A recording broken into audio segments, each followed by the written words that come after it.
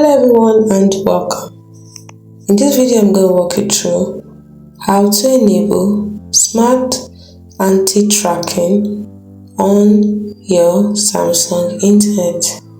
The first thing you need to do is click on the three lines at the bottom of the screen, click on your gear icon to open up the settings, and then scroll down to privacy dashboard, tap on it.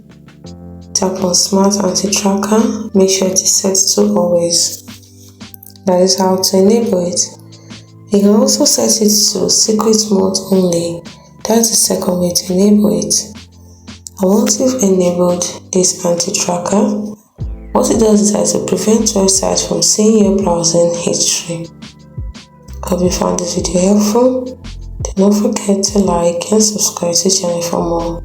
Thanks for watching.